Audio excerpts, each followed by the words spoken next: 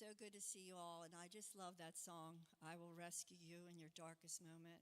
I know we've all had them before. So I just want to say hello to those online. My name's Andrea Mayer. I'm part of the women's ministry here at Landmark Church. And it's interesting to note that we only have 2 more of these Women Rise Up for this year. And then we take our summer break. I don't know how that happened, but you know how time flies by. But I hope you've enjoyed this year, and I hope that it's been a blessing, the testimonies and the teachings. We have 2 more to go, and tonight is definitely going to be one that will speak to your heart. I know that. I want to mention just a couple things. One is, I know we love to hang out in here after, and you know how Nicole says I'm so rude and I try to kick everybody out. You've said worse than rude. Trust me, she has said worse than rude. She's like, the first time I ever came here, you kicked me out of here. Okay, so I want to remind you, though, Sherry gets here early, and she sets up coffee, and like oftentimes we leave, and there's still a full pot out there. So we have coffee and tea. Please, when this ends tonight, let's get out in the fellowship hall and fellowship and have some coffee and goodies. I also want to mention Women in Service, which is another aspect of our women's ministry team. They meet every month. They will be meeting next Saturday. Last month, they did Bundles of Love for Sarah Pasquale, who passed away and has 3 little children. And Nancy and her team got together and put together things to bless that family. So keep them in prayer. Also, the pink envelopes. We ask every week. They're out there in the hallway. We really appreciate when you put a gift card in there or cash or check or whatever. It goes directly to help women in need. And now tonight, I'm really excited to have the opportunity to introduce you to Lisa. Here's her book, Now is the Time, and I've read it. And I will tell you, since I read it, every time I see Lisa, I can't help but see the little girl inside of her, because that book was just very compelling. And it was really hard to realize what a young child goes through when they're being raised by someone who has mental illness. And yet, Lisa's story found hope and strength and grace. Even as a young child, God was with her, just like that song we just sang. If you don't know it, Lisa's mother suffered from schizophrenia and had 3 personalities. 3 personalities, multiple disorder. And I heard Lisa give her testimony before, and that was just a portion of it. But Lisa's a school teacher, and sometimes we have teaching testimonies, and I think that's what tonight's going to be. It's going to be a teaching testimony. And Lisa felt the Lord really pressing in on her. And basically, I don't know how it's changed up, but I know that God was driving her to whatever is the message tonight. She's been under attack like unbelievable in the past amount of weeks as she has settled her mind and heart and fasted to see what she was told by the Holy Spirit to give to us tonight. Her theme is He is on the move, even if we can't see it, which is a great reminder for all of us. And her umbrella verse is, but the Lord stood by me and strengthened me so that through me this message might be fully proclaimed and all Gentiles might hear it. So I was rescued from the lion's mouth. Lisa has been married to her husband, John, for 34 years. She has 3 children, 1 grandchild, and another one on the way, both girls. So let's give a landmark welcome to Lisa Splatour. Thanks.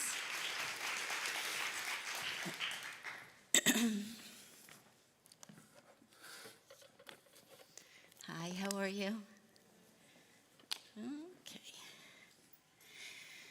So I just feel so honored to be here to share with everyone tonight. And Katie, those songs couldn't have been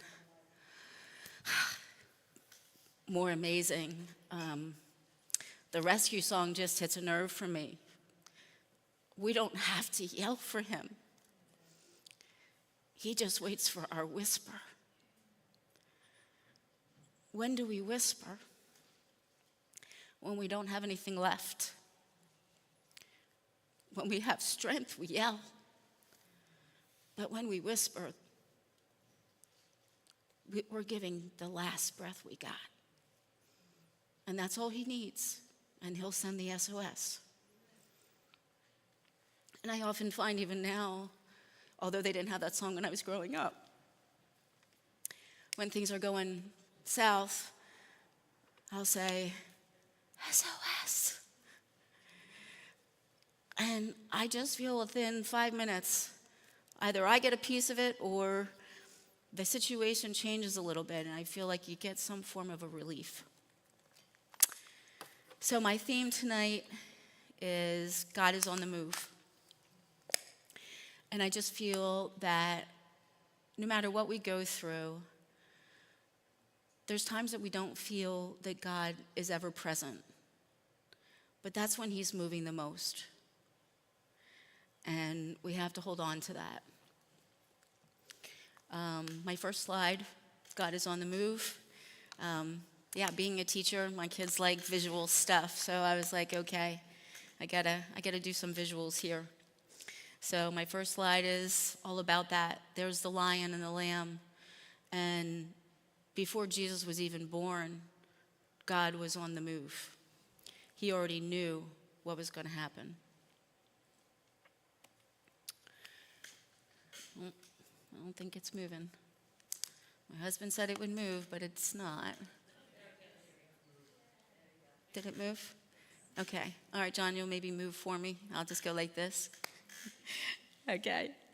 So if you look at the slide, this is what's going on that we can't see.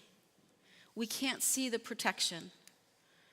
We don't see what's down the road or the stumbling blocks that could knock us or derail us, but he does.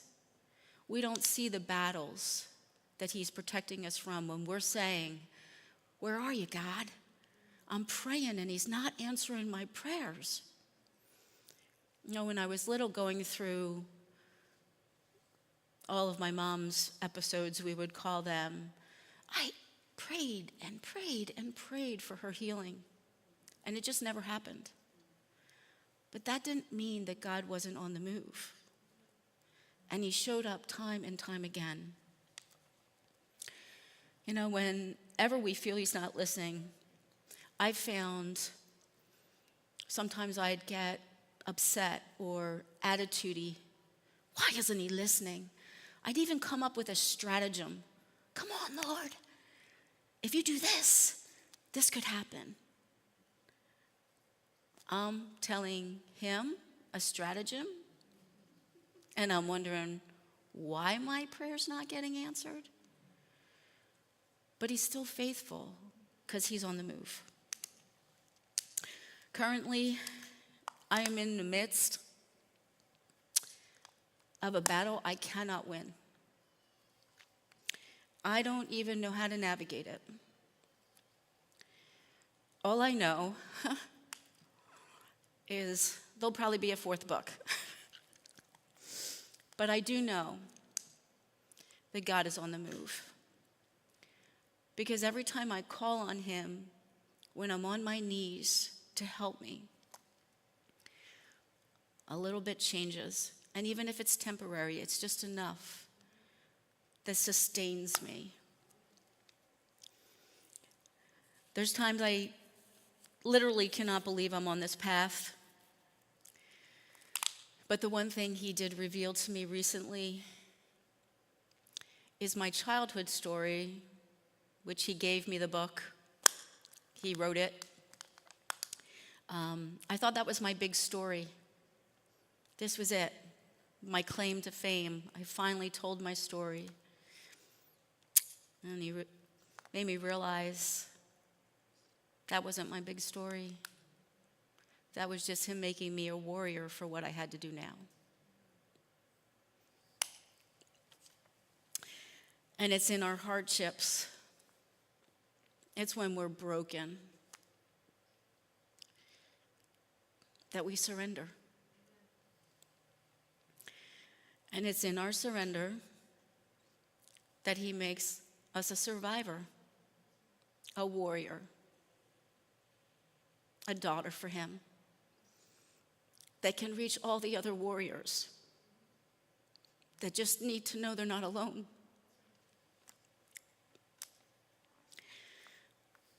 Slide 3, hun. Andrea had shared that one of my favorite scriptures for my journey is about being saved by the lion's mouth. And that scripture resonated with me from, I guess, somewhere in my teenage years. And I always thought that I was being saved from my mother, that the Lord had saved me from my mother. But that wasn't it at all. What he was really saving me from, the true lion, was Satan. Everything that I went through, it was Satan trying to derail me, trying to prevent what God wanted to happen. But God was on the move. It says, "Be sober, be vigilant, because your adversary, the devil, walketh about as a roaring lion, seeking whom he can devour." And yes, he's trying to devour anyone who stands for Christ. He's trying to knock you off, make you off your path, break you, or make you give up what you know is right.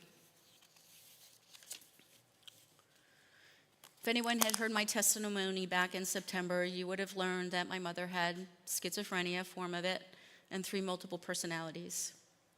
My childhood, my teenagehood, my adulthood was filled with traumatic events that led me to contemplate suicide, suffer from anorexia, and develop a diminished sense of wealth, of worth. I'm my own worst enemy. No one's harder on me than myself. But God uses all that in the hardship. And when I would ask, where is God? Why isn't he not working? He was. He was on the move. What I learned later in life as I reflected upon these events, as harsh as they were, these crushing events were shaping me. They refined me. Can you move the slide, hon? Sorry. And if you look, that's how we start out. That's what gold looks like. A rock. Nothing special. And it's the refinement being forged into the fire that would become this precious metal that's worth so much.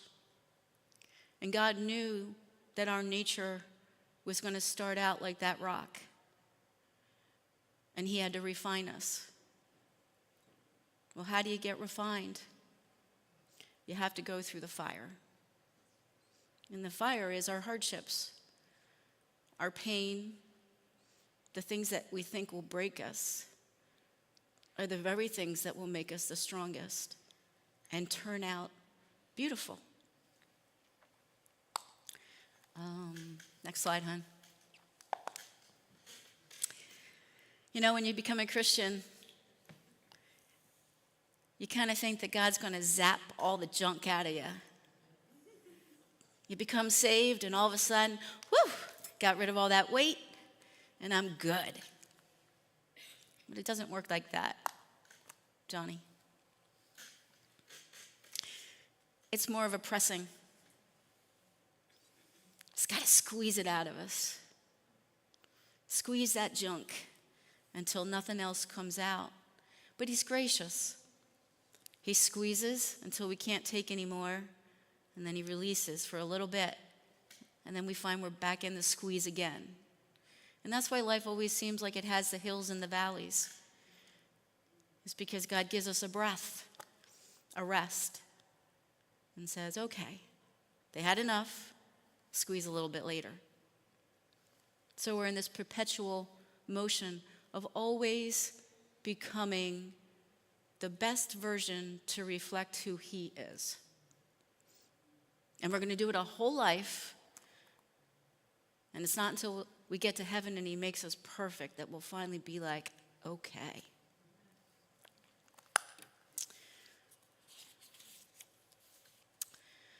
I think Andre had said in preparation for tonight, she had contacted me a couple weeks ago and she wanted my slides. She said to talk to Katie about collaborating with songs, and I was done. I was like, yep, got it. I'm good. I'm just going to fast one more time and pray over it, and then I'll give it to you that week. But God was on the move. That night when I went to sleep, I was awakened. And the Lord brought to my heart a picture of one of my students that months ago had shared with me that her mother was raised in a Christian home. And because of misrepresentation of Christianity and the scriptures, she had no faith at all anymore. And my student was happy with this and thought that it was right and true. And she goes, so that was good for my mom because it's all wrong. And then she came to me and she said she was left confused because the person of God that she heard from me depicted a totally different God than what she had learned from her mom. God was on the move. Because from that remembrance, the whole trajectory of my message tonight changed. This conversation that I had had months ago, which I hadn't even remembered, reminded me just how important it is for us to represent God like he is. And I thought, how many of us really did get a distorted view of what Christianity was? I know I did. I was raised in a Christian home, and it was church on Sundays. My mother read the Bible all the time, but with that was wrapped in abuse. And I was thinking this was a pivotal moment. Pastor Matt has been pouring into us on how we're the body of Christ. We're stuck together forever. And we need to be mindful of each other. We need to be mindful of people that come that don't even know Christ. And I thought, how many times have I misrepresented the gospel or misrepresented his love or how he would react to something? And I didn't even know it because I said something stupid, or I was sarcastic, or you said something not thinking that it could hurt somebody's feelings, and you didn't even know what they were going through.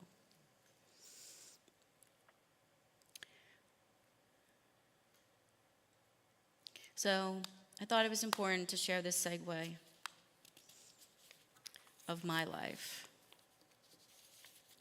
Originally, my message was to share at the age of 13, my mom, immersed in her mental illness, decided she was done with me.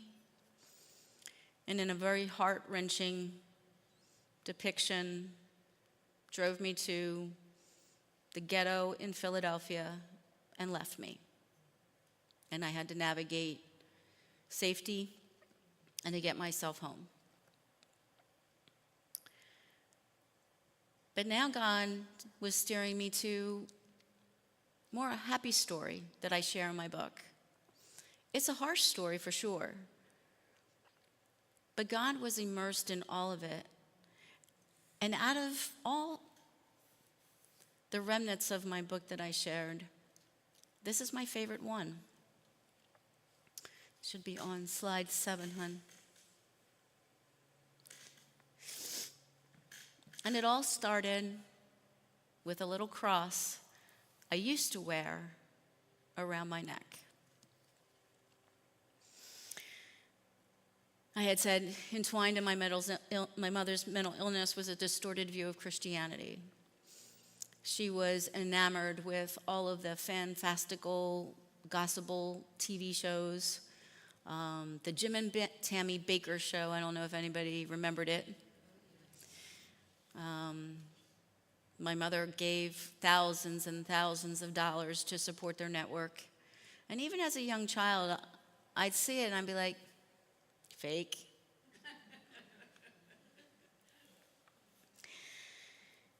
But I wore this little cross around my neck that my grandmother had given me when I was christened. It was innocent, sweet, personal, precious to me. And Satan's clever. He operates his network innocuously. You don't even see it happening, and he creeps in. So at age 14, the very symbol, the cross that God marked of my salvation and his resurrection, I started using as a good luck charm. I think you can change the slide, honey. A genie, my personal fairy godmother.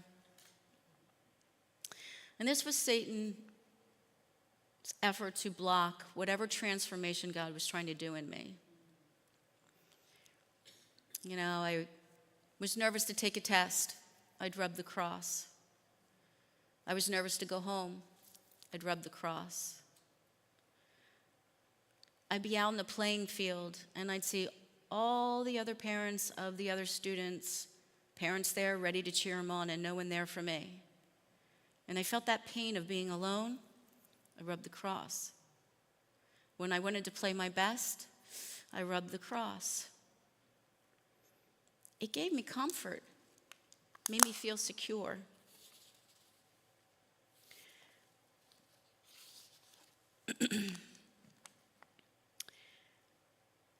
But one day, I was home, sitting at my window.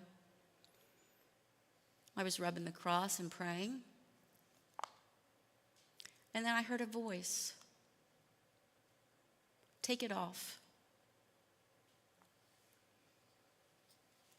And I was confused. I was like, take it off?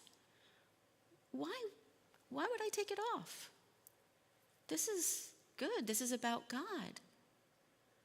Why would God want me to take something so magical off? And then I realized I was using it as a talisman. It wasn't anything representing my Savior at that point. It was a stumbling block.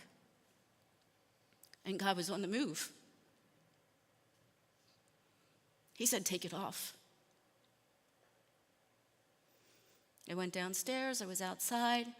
I had taken the cross off. I put it in my little dresser. I felt free, happy, great. And then I walked in the house. And my mother, immersed in her Christianity, it was like an eagle zoning in. And she looked at my neck and she saw no cross. She grabbed me by the scruff of my neck by my hair. What is this? I knew you would be a bad seed. I knew you would be a child of the world. Then she called my father and my sister down, pushing me into my father's face. Look at her. Look what she's done. I knew she would be like Satan.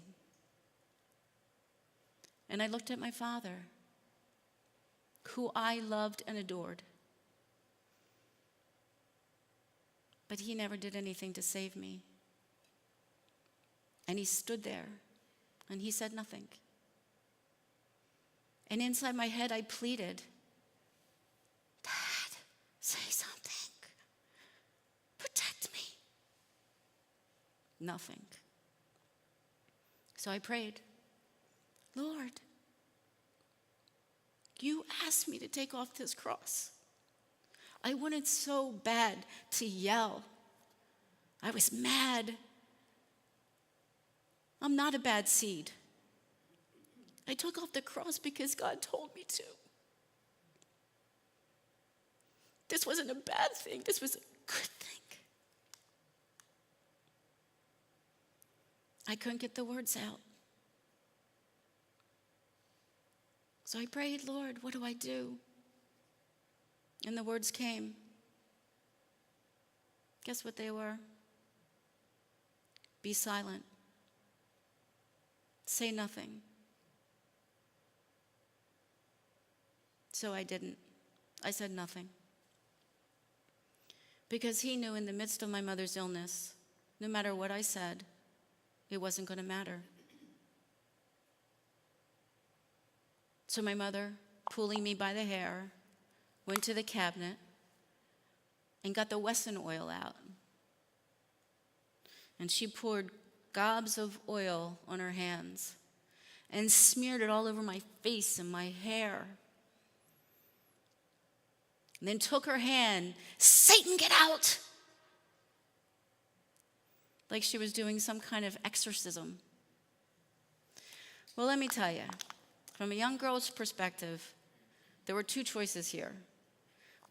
I was either going to be God's forever, or I was going to join Team Satan, because this was right out of a Carrie movie. And right at that moment, the sun shined into my kitchen window, right on my face. And I still to this day can remember the warmth and how great it felt. Well, my mom took the sun shining on my face as a sign from heaven that Satan be gone. And she was successful in her exorcising her bad seed daughter. My parents never knew why I took off that cross. And to this day, I have never put one back on. But I was okay with the way it ended. And honestly, I had gotten to the point at that point where when it was all over, the only thing I thought was, now I gotta wash my hair. But God was on the move. There was a time that my whole view of Christianity could have gone haywire. I could have left the faith. I could have said, this is ridiculous. But instead, he had me stronger than he ever had me. It's funny how only God can put life stories together so intricately that they come together to achieve the final package that he wants to achieve in us. And that's what our hardships are. And some of us have to go through maybe harder times than others. I kind of looked at it as maybe my will was so strong that I had to be broken over and over again in order for me to be his. And if that was the case, okay. In closing, as I look around this room, I see wonderful women with great stories. The songs I chose, I'm just a nobody. Just trying to tell people of what he's done for me. So you can be encouraged to tell your story of what he's done for you.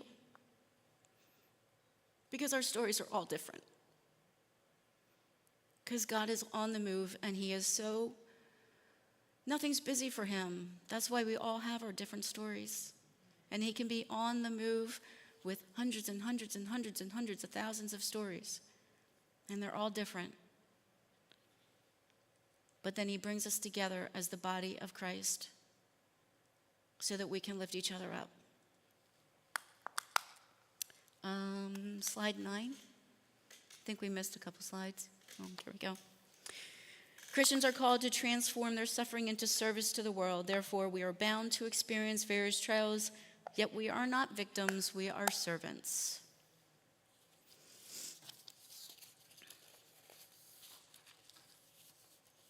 Now brace yourself. Slide 10. Once we accept Christ as our personal Savior, understand, we have now become enemies of Satan.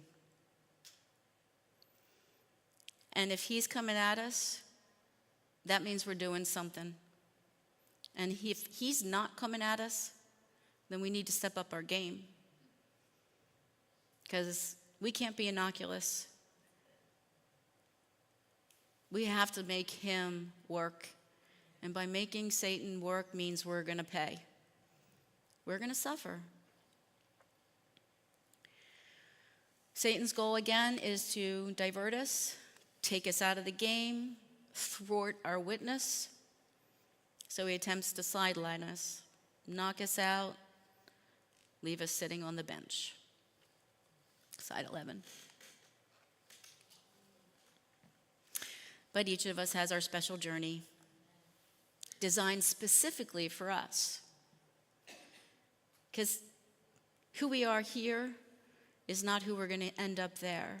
And that's not who we're going to be in heaven. And some of us need to go through a little bit harder times than others in order to get there. And maybe I was one of them. But he's the potter. And I'm the clay. Who am I to say what the potter's supposed to design? Slide 12. I did this for Matt. I do like the movie too, but I always turned it off at the very end because I can't stand the way he dies. But here we go, ladies. Put our armor on. We got to be our best brave heart. It's not our mission to live a good, happy life. That's what we want. That's what we think we're promised, but we're not. Our mission is to change lives and to support other women, men, children, and keep their walk on the right path. So let's put on our armor on. And if I could give my younger self any insight, if I could have just left a message, going back in time and just said, this is what you need, I would have said what I had said before. If my nature was so strong that it had to be broken over and over again, I'd say, take out your armor, girl. God is on the move. And the enemy's coming. Last slide. That's my book. There's a little scan. If anybody is interested in reading the full story, feel free to order it. It's on Amazon. It's Lee Spots. That's my writing name. I did want to give people that are in the book a little privacy, so I changed everybody's name, except for my husband. My husband's the only one I kept the same. The book does end really happy, although I am in the midst of simultaneously writing book 2 and 3. Life wasn't over for Lizbeth. At the end of this book, there was still quite a lot to go. One blessing for me, though, is my oldest daughter is pregnant. She's due in July. And yeah, she called me one night and she said, Mom, I need a name for a girl. I had picked a name and I don't like it anymore. I gave her a couple names and she goes, nah, I don't like that. I'm like, all right, we'll figure it out. Well, that night, I had a dream. And I dreamt of this, and I don't know what she's going to look like, but this little curly-haired little girl, dirty blonde hair. I was at Taylor's backyard or front yard, and I was calling her Lizzie Lee. Well, that morning she called me, And she said, oh, Chris and I picked a name last night. And I said, oh, what'd you pick? Lisbeth Lee. Woo! God is on the move. Thank you so much for hearing my story. And I look forward to hearing all of yours. Thank you.